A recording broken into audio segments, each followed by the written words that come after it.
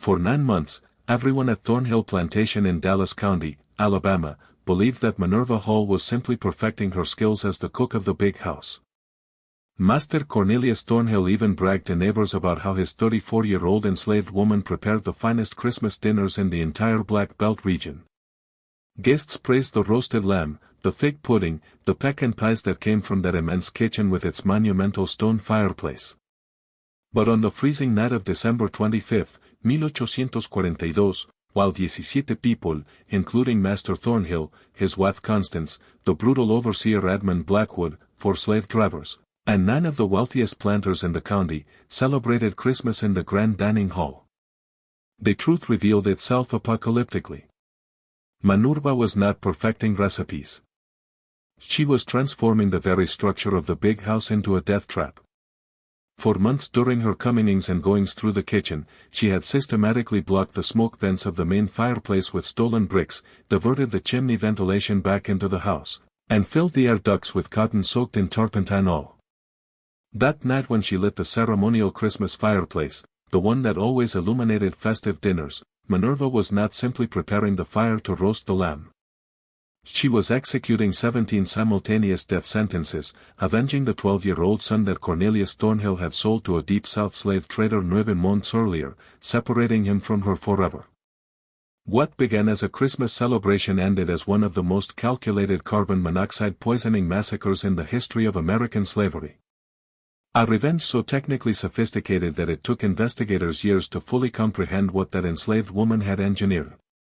Thornhill Plantation sprawled across 3,200 acres of prime cotton-growing land in the heart of Alabama's Black Belt. That fertile crescent of dark soil stretching from the Georgia border to the Mississippi line. The plantation sat 12 miles southeast of Selma near the Alabama River, a strategic location that allowed Master Cornelius Thornhill to ship his cotton directly to Mobile and from there to textile mills in England and New England. The year 1842 marked the height of King Cotton's reign over the American South, when a single bale could fetch $70 in foreign markets, and men like Thornhill built empires on the backs of human beings they considered property. The Thornhill estate consisted of the massive big house, a Greek Revival mansion with 6 towering white columns, white verandas wrapping around both floors, and 23 rooms filled with furniture imported from France and England. Behind the big house stood the kitchen building, a separate structure connected by a covered walkway built apart to prevent cooking fires from threatening the main residence. The kitchen measured 40 pies by 30 pies with walls of handmade brick 3 pies thick to contain the heat. At its heart sat the fireplace, a monstrous construction of Alabama limestone 8 pies wide and 6 pies tall with an opening large enough for a grown man to stand inside. Multiple flue ran up through the massive chimney designed to draw smoke from both the cooking fires and the heating fires that kept the kitchen warm during winter months. Beyond the kitchen extended the slave quarters, 2 long rows of 15 cabins each, rough-hewn structures measuring 14 by 16 pies, housing anywhere from 6 to 10 people per cabin. Further out lay the cotton fields, endless rows of white bowls stretching to the horizon during harvest season, the gin house with its dangerous machinery, the blacksmith shop, the stables, the smokehouse, and all the infrastructure of a working plantation. 147 enslaved people worked this land, their labor generating the wealth that allowed Cornelius Thornhill to live like a king. The social hierarchy at Thornhill Plantation mirrored that of the entire slaveholding South. At the apex sat Cornelius Thornhill himself, 48 years old, third-generation plantation owner whose grandfather had claimed this land from Creek Indians in 1814. Cornelius embodied the planter aristocracy, educated at the University of Virginia, widely read in classical literature and agricultural science. A deacon at First Baptist Church of Selma, a member of the Alabama state legislature. He genuinely believed that slavery constituted a benevolent institution, a civilizing force that uplifted savage Africans by exposing them to Christianity and proper order. He quoted scripture to justify bondage, cited philosophers to rationalize racial hierarchy, and slept soundly at night, convinced of his own righteousness.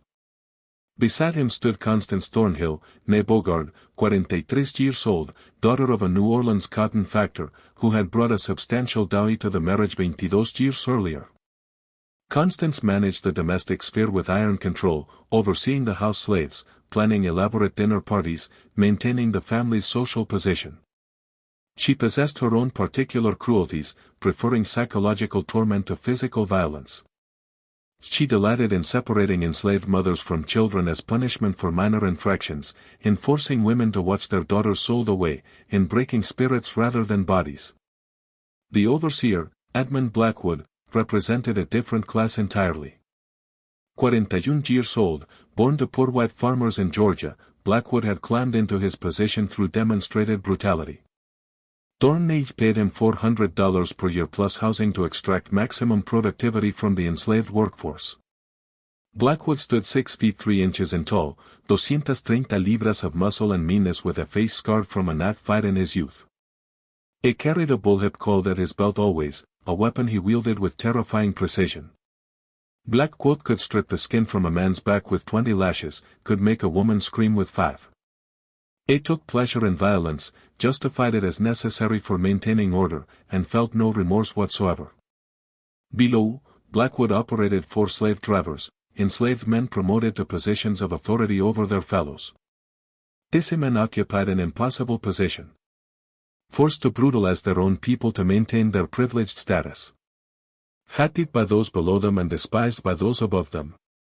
They received extra rations, better clothing, small cabins for their families alone, but paid for these advantages with their souls. Among the enslaved population existed its own hierarchy. House slaves enjoyed better food, cleaner work, protection from the worst weather, but lived under constant surveillance, their every movement watched. Field hands worked from sunup to sundown during planting and harvest seasons, their bodies breaking under impossible labor quotas. Skilled workers, blacksmiths, carpenters, coopers, possessed knowledge that gave them slight leverage, slight value beyond their muscle. At the bottom suffered the very young, the very old, the sick and broken, surviving on scraps and charity from their community. Minerva Hall occupied a unique position within this hierarchy. As head cook of the big house, she wielded considerable power within the domestic sphere. She controlled access to food, determined portion sizes, could poison or nourish as she chose.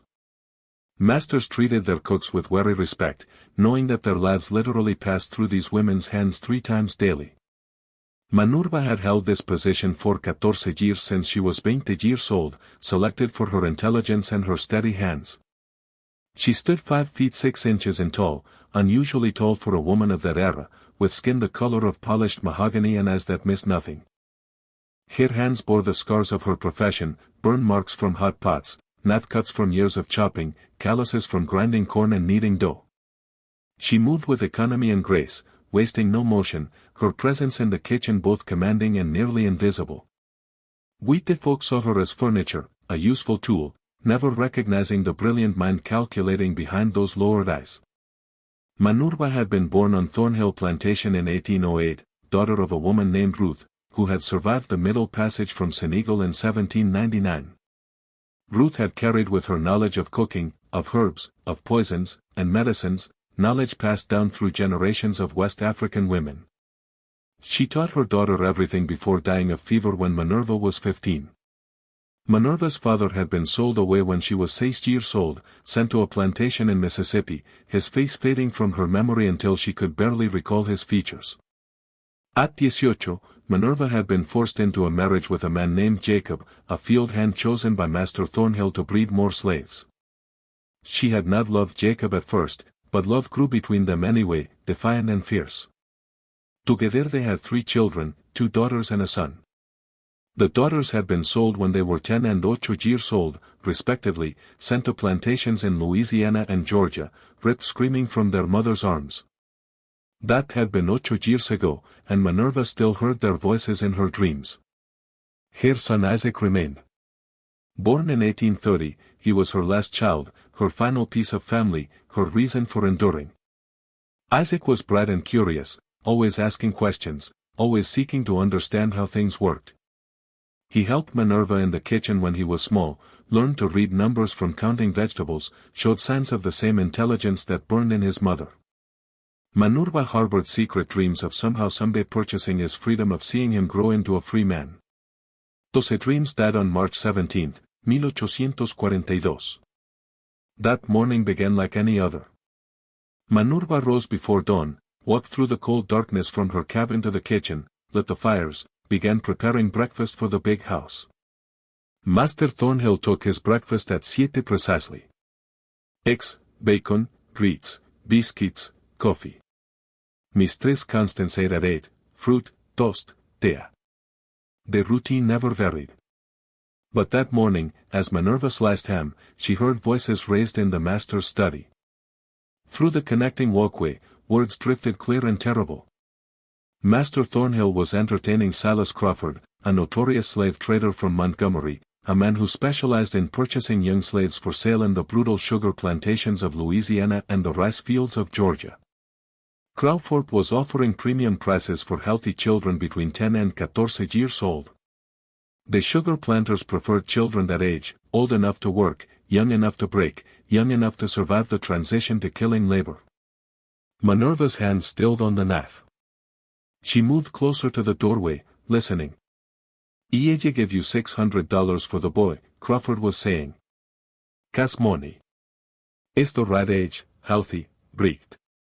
Ella fetch me 900 pulgadas New Orleans. Isaac is valuable to me here," Thornhill replied. "His mother is my cook. She works better when he's near." 700, Crawford counted. "That's top dollar. You can breed her again, get another in a year or two, but this price won't last. Market's changing." Silence. Minerva's heart hammered so hard she thought it might burst from her chest. She gripped the counter to keep from collapsing. 700 is generous, Thornhill said slowly. "Very well. You can take him this afternoon. Ella have Blackwood fetch him from the fields." The world tilted. Minerva's vision darkened at the edges. She stumbled back to the kitchen, her mind screaming denials. Not Isaac, not her last child, not her baby. She had survived the sale of her daughters by telling herself she still had Isaac.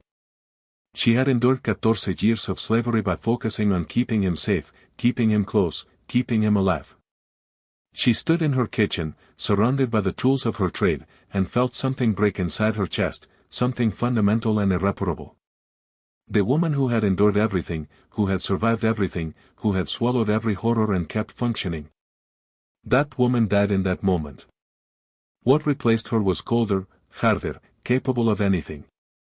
At dusk that afternoon, Edmund Blackwood dragged Isaac from the cotton fields where he had been picking alongside the other children. The boy was crying, screaming for his mother, but Blackwood backhanded him across the face and hauled him to the yard in front of the big house. Minerva was forced to watch as Crawford examined her son like livestock, prying open his mouth to check his teeth, feeling his arms and legs for muscle, making him run to prove his fitness. Isaac's eyes found his mother's across the yard, filled with terror and betrayal, and desperate hope that she would somehow stop this.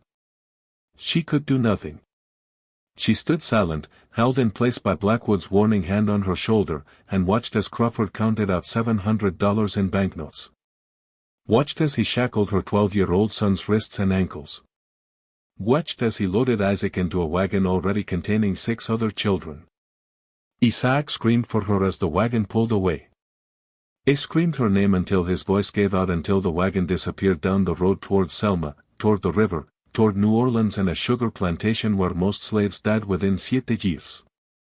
Minerva stood in the yard until long after the wagon disappeared. The sun set, darkness fell, still she stood. Blackwood eventually grew impatient and shoved her toward the kitchen, ordering her to prepare supper.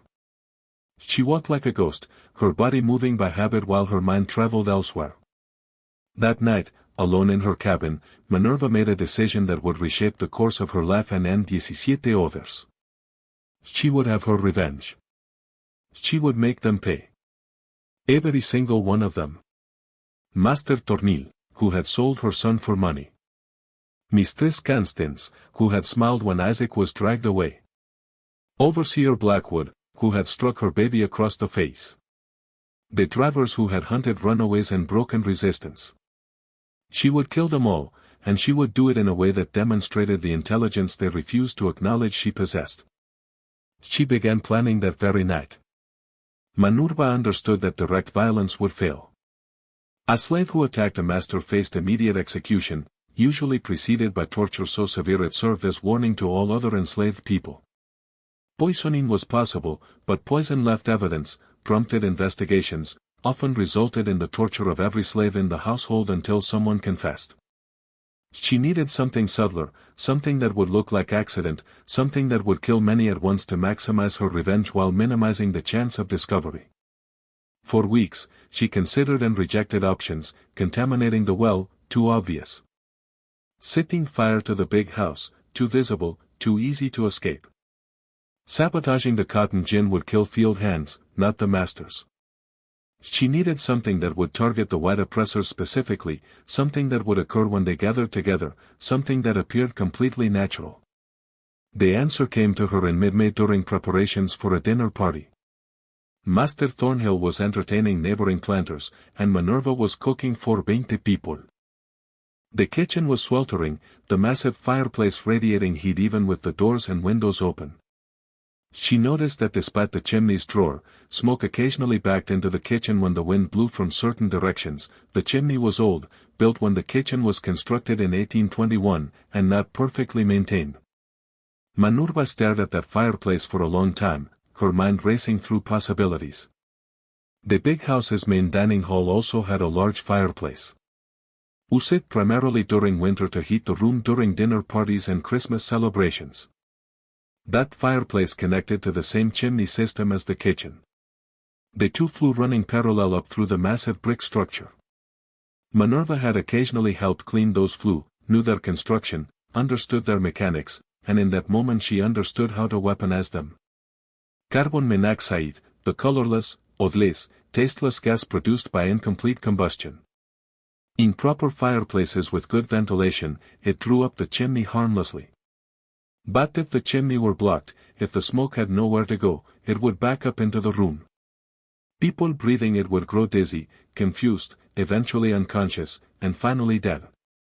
And because the gas was invisible and undetectable, death would appear to be mysterious illness or natural causes.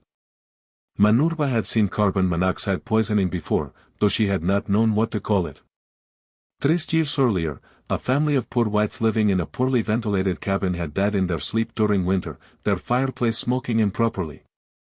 The doctor had called it bad air, not vapors. Mysterious illness. But Minerva, who understood fire and smoke and ventilation from years of managing the kitchen fires, had recognized it as poison from blocked smoke. She could recreate those conditions. She could block the dining hall chimney, force the smoke back into the room during a dinner party, kill everyone present, and best of all, Master Thornhill was already planning his annual Christmas dinner, the grandest event of the year, when he invited all his fellow planters and their wives for an elaborate feast. December 25, 9 months away, she had time to plan perfectly. From that moment, Minerva became a different person. Outwardly, she remained the obedient cook, preparing meals, managing the kitchen, showing no sign of the cold calculation burning inside her. Inwardly, she was a predator, stalking prey, studying every detail of the big house's construction, mapping every weakness, planning every step of her revenge. Her first challenge was accessing the chimney. The main structure rose 40 pies above the roof line, far too high for her to reach openly. But the flue ran through interior walls before emerging from the roof, and those interior sections were accessible from the attic spaces above the second-floor bedrooms. Minerva had been in those spaces before, bringing up stored furniture or retrieving seasonal decorations for Mistress Constance. She knew the layout. During the summer months, when the family sometimes traveled to Mobile to escape the worst heat, Minerva volunteered to help the house slaves with deep cleaning. These gave her access to the upper floors without suspicion. While supposedly cleaning cobwebs and dust, she carefully explored the attic spaces, locating the exact points where the chimney flues passed through. The brick was old, the mortar crumbling in places. Perfect. Over the course of 3 months, working in stolen moments, Minerva slowly removed bricks from strategic locations in the chimney flue leading to the dining hall. She worked with infinite patience, taking only 1 or 2 bricks per visit, carefully concealing her work. She hid the stolen bricks in various locations around the plantation.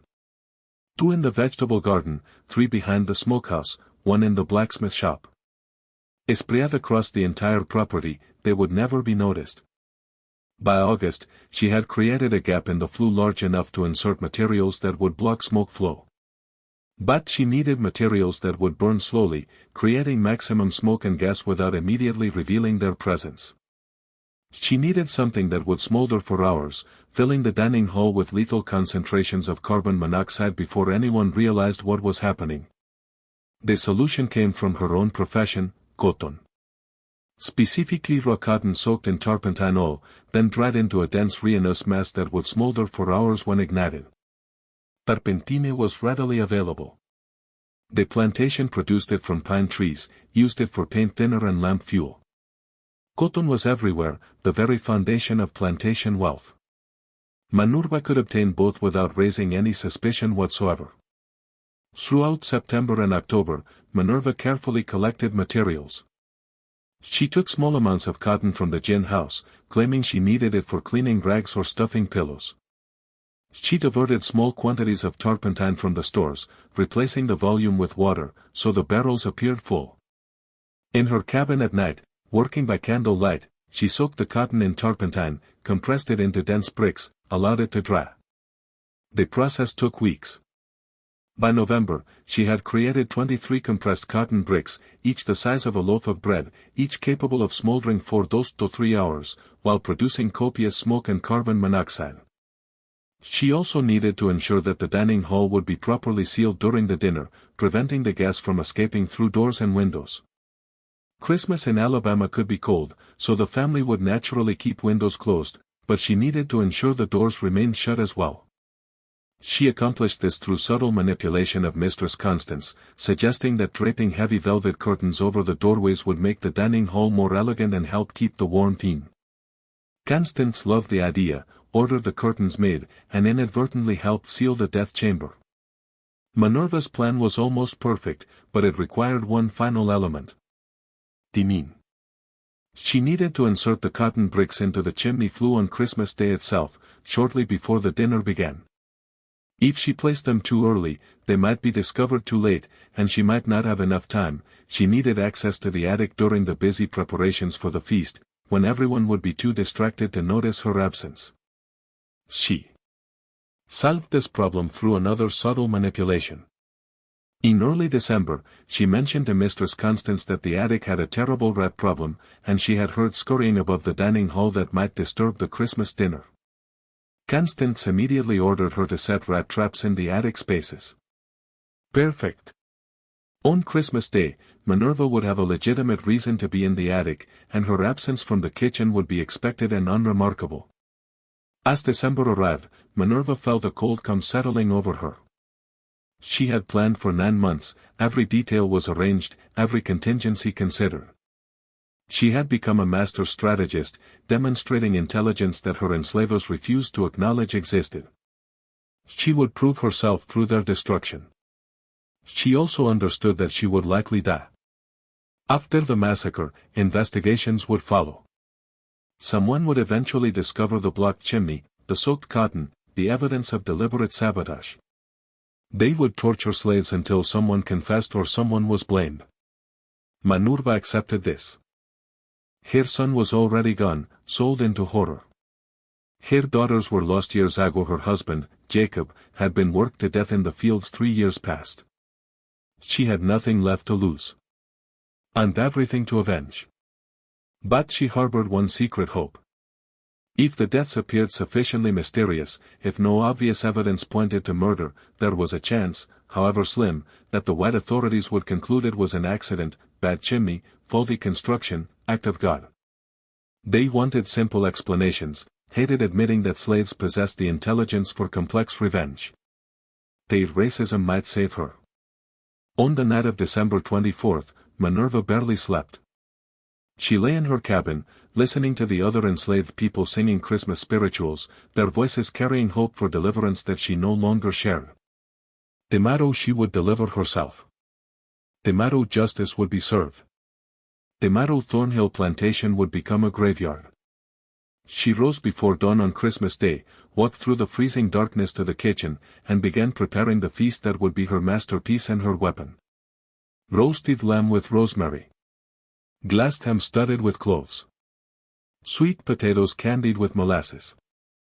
Cornbread dressing rich with sage. Collardet greens simmered with ham hocks. Biscuits light as clouds. Pecan pie. Sweet potato pie. Apple pie. Everything perfect. Everything beautiful. Everything exactly as it should be for a celebration of birth and hope and salvation. And hidden in the attic above, 23 bricks of turpentine-soaked cotton waiting to transform celebration into annihilation. The morning passed in controlled chaos. House slaves polished silver, arranged flowers, set the massive dining table with the finest china and crystal. Mistress Constance supervised every detail, her sharp voice cutting through the activity, demanding perfection. Master Thornhill retreated to his study, smoking cigars and reviewing his remarks for the evening. He planned to toast the prosperity of 1842 and the even greater promise of 1843. He would not live to see the new year. Guests began arriving at 2 in the afternoon. The Beaumonts from Magnolia Grove Plantation 5 millas east, the Rutherfords from Oak Hill 8 millas north. The Caldwells, the Hamptons, the Whitfields, the Petton, all the aristocracy of Dallas County, all arriving in fine carriages, the men in dark suits and waistcoats, the women in elaborate dresses of silk and satin. 9 families, 17 people total, counting the hosts, all enemies, all complicit, all marked for death. Minerva watched them arrive from the kitchen window, her face expressionless, her hand steady as she basted the lamb and checked the pies. At 4, as planned, she informed Mistress Constance that she needed to check the rat traps in the attic. Constance waved her away impatiently, too focused on greeting guests to pay attention to slave business. Minerva climbed the stairs to the second floor, moved quietly down the hallway, pulled down the attic ladder, and ascended into darkness. She carried a canvas bag containing the 23 cotton bricks, a small jar of kerosene, and a length of slow match fuse designed to burn for exactly 2 hours. She had tested the fuse repeatedly, knew its timing precisely, working by touch in the near-total darkness of the attic. Minerva located the chimney flue for the dining hall. The opening she had created months ago gaped before her like a mouth. She began inserting the cotton bricks, packing them tightly into the flue, filling the passage completely. The bricks fit perfectly, blocking airflow entirely. No smoke would escape up this chimney. All of it would back into the dining hall below. When all 23 bricks were in place, she poured kerosene over the exposed surface of the lowest brick, then inserted the slow match fuse deep into the cotton, ensuring it would ignite the kerosene and cotton together. She struck a match, held it to the end of the fuse, watched it catch, and begin its slow burn. 2 hours the fuse would reach the kerosene and cotton approximately 6 right in the middle of dinner service when all the guests would be gathered in the sealed dining hall when the decorative fireplace would already be burning to create festive ambience. Minerva descended from the attic, replaced the ladder, returned to the kitchen. Her hands did not shake, her expression did not change. She was beyond fear, beyond doubt, beyond everything except cold determination. Dinner was scheduled for 5:30. At 5:15, Minerva and the other house slaves began carrying platters to the dining hall. The massive table gleamed with silver and crystal candles flickering in elaborate candelabras. Master Thornhill stood at the head, welcoming guests to their seats. The men clustered at one end, already discussing cotton prices and politics. The women gathered at the other, gossiping about families and fashion. All of them comfortable, confident, secure in their world and their power. Minerva placed the roasted lamb at the center of the table, its skin crackling and perfect. She set down the ham, the vegetables, the breads, the accompaniments, everything exactly right. Master Thornhill complimented her work, told his guests that Minerva was the finest cook in Alabama, worth her weight in gold. The guests agreed, praising the presentation, anticipating the feast. None of them saw the slave woman who served them. None of them recognized the predator in their midst. At exactly 5:30, Master Thornhill said grace, thanking the Lord for their prosperity and asking blessings on the meal. Then the feast began. Platters circulated. Wine flowed. Conversation grew animated. In the fireplace at the far end of the room, logs burned cheerfully, casting warm light across the scene. The heavy velvet curtains that Minerva had suggested hung over the doorways, preventing drafts and creating an intimate atmosphere. The windows were closed against the December cold. The room was sealed perfectly. Minerva served the meal with mechanical efficiency, refilling glasses, bringing additional platters from the kitchen, clearing empty dishes. She noted the time constantly. 6 approached. In the attic above, the slow match fuse burned steadily toward the kerosene-soaked cotton bricks. At 6 precisely, Minerva was in the kitchen when she heard a faint sound from above, a soft whoosh, as the fuse ignited the kerosene and cotton. She closed her eyes for one moment, thinking of Isaac, of her daughters, of Jacob, of all the stolen lives and broken promises. Then she returned to the dining hall with a fresh pitcher of wine. The cotton bricks were smoldering now, not burning with flames, but producing massive quantities of thick resinous smoke.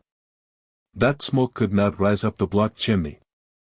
Instead, it was being forced down through the flue down into the dining hall itself. But it was not coming from the fireplace opening. It was seeping from cracks in the chimney structure, from gaps around the mantel, from spaces behind the walls. Invisible, undetectable, deadly. Carbon monoxide began filling the sealed room. At first, no one noticed anything wrong. The guests continued eating, drinking, laughing. Master Thornhill told a story about a slave auction in Montgomery that had everyone chuckling. Mrs. Beaumont complimented Mistress Constance on the decorations. Mr. Caldwell discussed his plans to purchase 20 more slaves in the spring. Normal conversation, normal evening, normal evil. Minerva circulated with the wine pitcher, watching, waiting. At 6:15, Mrs. Hampton mentioned feeling slightly dizzy. Her husband attributed it to the wine. At 6:20, Mr. Rutherford complained of a headache. Master Thornhill suggested he had been working too hard. At 6:25, Mistress Constance said the room felt stuffy despite the fire. Master Thornhill dismissed it as too much rich food. At 6:30, Mrs. Whitfield stood abruptly, suave, and sat down hard. I feel most peculiar, she said, her words slightly slurred. Around the table. Other guests were showing signs of distress, flushed faces, rapid breathing, confusion. Master Thornhill tried to stand, found his legs unsteady, gripped the table for support. Something is wrong, he said. We should. He stopped, his face going blank, his eyes unfocused. He sat down heavily. Panic began spreading through the room. Several guests tried to stand, stumbled, fell back into their chairs. Edmund Blackwood, the overseer, lunged for the door, yanked aside the velvet curtain, grabbed the handle, but his coordination was failing. His hands fumbled uselessly at the latch. Minerva stood in the corner, the wine pitcher still in her hands, watching with clinical detachment as 17 people began to die. The carbon monoxide concentration in the sealed room had reached lethal levels. Their blood could no longer carry oxygen. Their brains were shutting down. Their bodies were failing. Mr. Beaumont collapsed face first onto the table, scattering dishes. Mrs. Caldwell slid from her chair to the floor, her elaborate dress spreading around her like a shroud. Master Thornhill clawed at his collar, gasping for air that his body could no longer use, his face turning blue. One by one they fell. Mistress Constance lasted longer than most, her iron will keeping her conscious even as her body shut down. She looked directly at Minerva, standing calm and still in the corner, and understanding finally dawned in her dying eyes. You, she whispered. You did this. Minerva made her gasp steadily. For Isaac, she said quietly. For all of them. Constance tried to speak again, but her lungs had stopped working. She slumped forward, her head striking the table, a wine glass shattering beneath her weight. The room fell silent, except for a few last gasps, a few final twitches. 17 bodies lay sprawled across the elegant dining room, surrounded by the remnants of their Christmas feast. The fire burned cheerfully in the fireplace, innocent and oblivious. The candles flickered on undisturbed. Death had come softly, invisibly, inexorably. Minerva stood among the corpses, breathing carefully through cloth she had tied over her nose and mouth before entering for this final service. The carbon monoxide levels were still dangerous, but she had prepared for this. She had made herself partially immune through careful exposure to small amounts over the past weeks, had trained her body to function longer in bad air. She would survive this. She had to survive this to ensure the plan completed perfectly. Moving quickly now, Minerva opened the windows, allowing fresh air to flood the room. She removed the velvet curtains from the doorways, threw open the doors. She needed to clear the gas before other slaves arrived to investigate. Needed the evidence to dissipate. Within 15 minutes, the carbon monoxide had dispersed enough to be undetectable. Then she ran, screaming from the big house, her voice carrying across the plantation, "Help! Someone help! They're all dead. Everyone in the dining hall is dead. Oh Lord, they're all dead." The enslaved people came running from all directions. They crowded into the dining hall, stared in horror at the scene, recalled from the bodies. Chaos erupted. People shouted, cried, breathed. Someone ran for the doctor and Selma. Others stood paralyzed, unable to process what they were seeing. Minerva collapsed against the doorframe, her performance perfect. She wailed and moaned, called upon Jesus, embodied the loyal slave, devastated by her master's death. No one suspected her. How could they? She was just a cook, just a slave woman, just property. She could not possibly have engineered something this complex. The doctor arrived 2 hours later, examined the bodies, found no marks of violence, no signs of poison in the conventional sense. He was baffled. 17 people, all dead, all showing similar symptoms. Blue lips, cherry red skin in places, faces frozen in expressions of confusion. He had seen such symptoms before in cases of bad air, of faulty chimneys, of rooms sealed too tight in winter. Carbon monoxide, he concluded, must have been a problem with the chimney. Tragic accident. Absolutely tragic. His conclusion was accepted immediately. No one wanted to believe it was murder. Murder implied vulnerability, implied that slaves might be capable of complex revenge, implied that the entire system might be less secure than they believed. An accident was safe. An accident required no response except sympathy and chimney inspections. Authorities from Selma arrived the next day. They examined the chimney, found the blocked flue, discovered the charred remains of the cotton bricks, but they interpreted this as evidence of chimney deterioration, of bricks falling and blocking the passage, of natural decay causing tragic malfunction. The idea that a slave had deliberately engineered this massacre never seriously entered their minds. Minerva was questioned, of course. Everyone was questioned, but her story never varied. She had served the dinner, returned to the kitchen, heard nothing unusual until the silence became suspicious. She had investigated, found them all dead, raised the alarm. She wept as she testified. She called Master Thornhill a good man, wailed about the tragedy. She performed perfectly. The investigation concluded within a week. Accidental death by carbon monoxide poisoning from faulty chimney. A terrible tragedy. A reminder to maintain chimneys properly. A wake-up call for plantation owners across the South. But not murder. Never murder. The funerals took place over 3 days with services at First Baptist Church of Selma attended by hundreds. Preachers eulogized the victims as pillars of society, as Christian souls called home too soon, as examples of virtue and prosperity. No one mentioned that they had died at a Christmas feast while enslaved people served them, that they had been celebrating wealth built on human suffering, that their last meal had been prepared by a woman whose son they had sold. Minerva stood in the back during Master Thornhill's funeral, her head bowed, her face appropriately sorrowful. Inside she felt nothing, no satisfaction, no guilt, no emotion at all. She had expected vindication or horror or triumph, but all she felt was empty. Revenge had not brought Isaac back.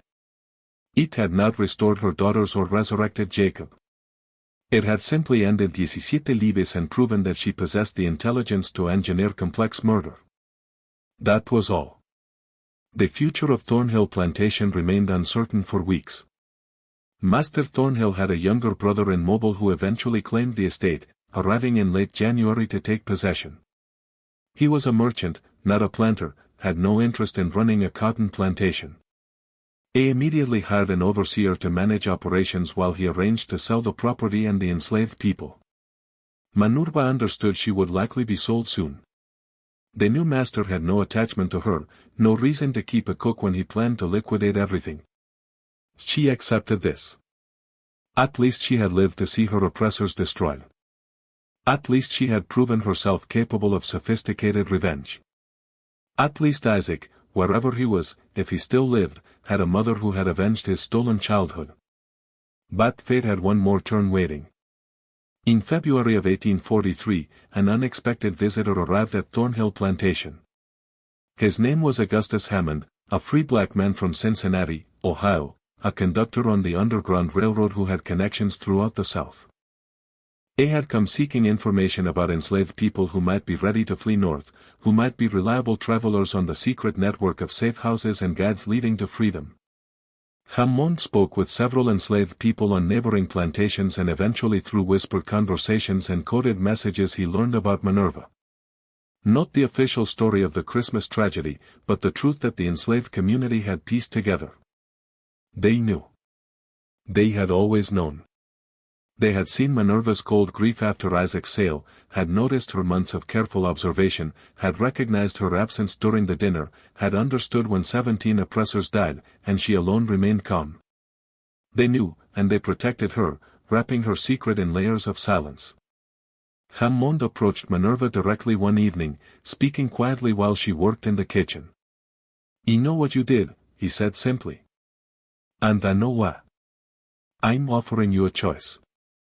Stay here and wait for the next master or come north with me. Freedom. Real freedom. It won't bring your children back, but it'll mean you die free instead of enslaved." Minerva stared at this stranger, this impossible messenger, this unexpected hope. "Why risk yourself for me?" she asked. "Because what you did took genius," Hammond said. "And genius like yours shouldn't die in chains. The abolition movement needs people who can think, plan, strategize. We need people who understand that this system won't fall by asking nicely. We need people who know how to fight." Minerva made her decision in seconds. "When do we leave?" "Tonight, midnight. Be ready." And so Minerva vanished from Thornhill Plantation on the night of February 14, 1843. The official record showed that she ran away, that searchers looked for her, but found no trace, that bloodhounds lost her scent at the Alabama River. In reality, Hammond had smuggled her north through a network of safe houses, traveling by night, hiding by day, using routes refined through years of rescuing fugitives. The journey took 6 weeks. They traveled through Alabama, Tennessee, Kentucky, finally crossing the Ohio River into free territory. On March 28, 1843, Minerva stood on the northern bank, breathing free air for the first time in her life, and felt something she had thought dead inside her stirring back to life. Not happiness, not yet, but possibility, the chance of a future that was hers to determine. She settled in Cincinnati, took the surname Freeman, worked as a cook in a boarding house for abolitionists and free blacks. She never spoke publicly about what she had done in Alabama, but among those in the Underground Railroad movement, her story spread. The cook who killed 17 with invisible poison. The slave woman who turned her oppressor's feast into a funeral. The genius who proved that enslaved people possessed intelligence and strategic capability beyond what their enslavers imagined. Minerva's story had impact far beyond her individual act of revenge. News of the Thornhill Plantation tragedy spread throughout the South. And while white authorities maintained it was an accident, enslaved people knew better. They whispered the truth in quarters, in fields, in kitchens. They understood that one of their own had struck back effectively, had killed not just one master but 17 leaders of the planter class. The message was clear. Slaves were not helpless, not mindless, not without agency. They could plan, execute, and succeed in complex resistance. In the months following the Thornhill massacre, several similar incidents occurred across the South. In Louisiana, an entire family of plantation owners died mysteriously at dinner. Officially blamed on spoiled food, but suspected by slaves to be deliberate poisoning. In Mississippi, a fire consumed a big house during a party, killing 12. The cause never definitively determined. In Georgia, a carriage accident killed a family of slaveholders when the wheels mysteriously failed. The enslaved coachman swearing it was pure misfortune, though nobody believed him. Historians would later debate whether these incidents were connected to the Thornhill case or mere coincidence. But enslaved communities had no doubt.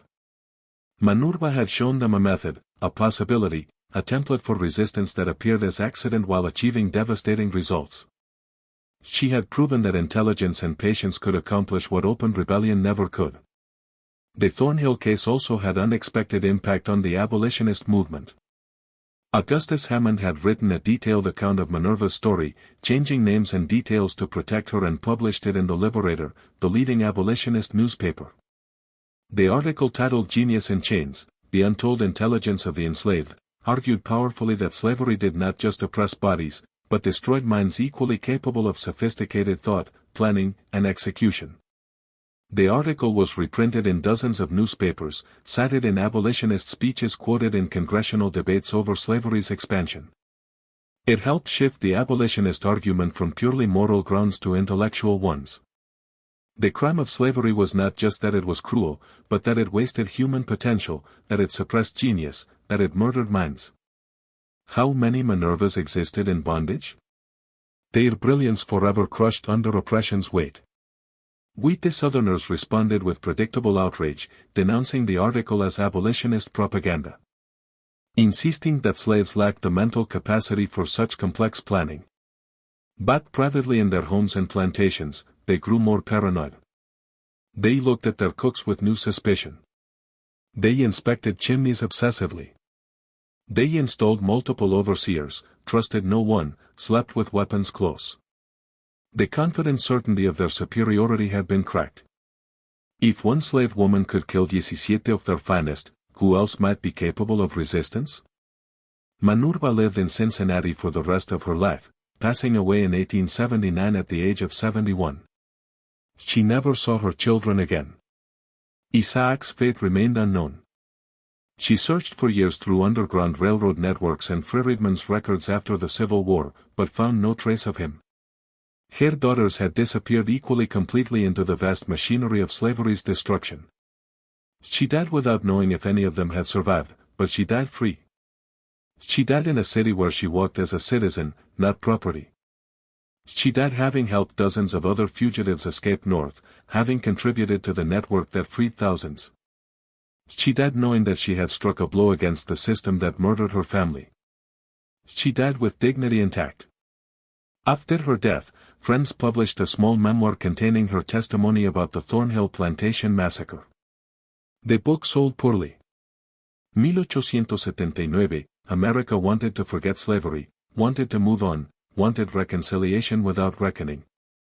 But the book survived in libraries and personal collections, waiting for generations who would understand its significance.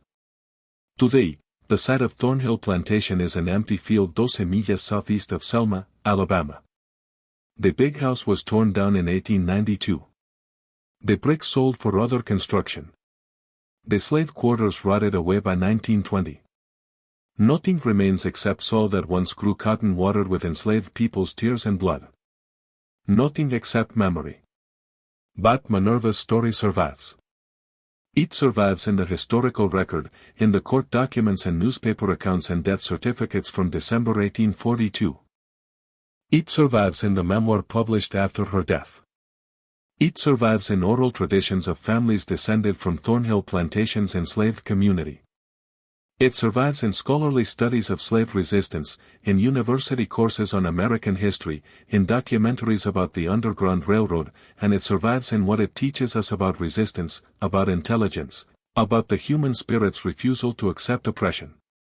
Minerva's revenge was brutal, calculated, and deadly. It killed 17 people in cold blood. We cannot celebrate it without acknowledging its horror. But we also cannot ignore what it represents. The absolute refusal to accept injustice. The assertion of agency in a system designed to deny all agency. The proof that enslaved people possess the same capacity for complex thought and strategic action as their enslavers. Manurba was not a hero in the traditional sense. She was a killer, a mass murderer by any legal definition. But she was also a mother whose child was stolen, a woman whose entire family was destroyed, a person whose humanity was denied for 34 years. When the law offered her no protection, when society granted her no recourse, when God seemed silent in the face of her suffering, she created her own justice.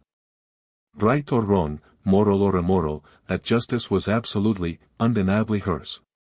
What the Thornhill Plantation massacre teaches us today is not that violence is justified, but that oppression creates conditions where the oppressed will inevitably resist by any means available. You cannot chain human beings, deny them every right, steal their children, work them to death, and expect them to accept it peacefully forever. Manurba proved what slaveholders always feared and always denied. That enslaved people were not content, not happy, not grateful for their bondage. They were human beings capable of rage, planning, and revenge. The machinery of slavery ended with the 13th Amendment in 1865, but its legacies persist. Mass incarceration disproportionately imprisons Black Americans. Wealth inequality reflects centuries of stolen labor and denied opportunity. Systemic racism continues in housing, education, employment, justice. The fight that Minerva engaged in, the fight for dignity, equality, justice, continues today on different battlefields, but with the same essential stakes. We remember Minerva not to glorify violence, but to honor resistance. We remember her to acknowledge that enslaved people were not passive victims but active agents fighting for freedom by every means available. We remember her to understand that when systems deny justice, people create their own justice, and the powerful have no right to be surprised when the powerless strike back. On December 25, 1842, 17 people died at Thornhill Plantation. Their deaths were tragic, but so were the deaths of 147 enslaved people who lived and died on that plantation without names recorded in history, without graves marked, without lives acknowledged. So was the death of Isaac, sold into sugar plantation hell at age 12. So were the deaths of thousands, millions across 246 years of American slavery. We remember all of them. And we remember Minerva Hall Freeman, who refused to forgive, refused to forget, and refused to die without making her oppressors pay the price for their cruelty. Whether you call her a murderer or a freedom fighter, she deserves to be remembered. Her intelligence deserves recognition. Her pain deserves acknowledgement. Her revenge deserves to be understood, even if it cannot be condoned. This is her story. This is American history. The textbooks meet. This is truth that makes people uncomfortable. But discomfort is how we learn, how we grow, how we ensure that the horrors of the past never repeat.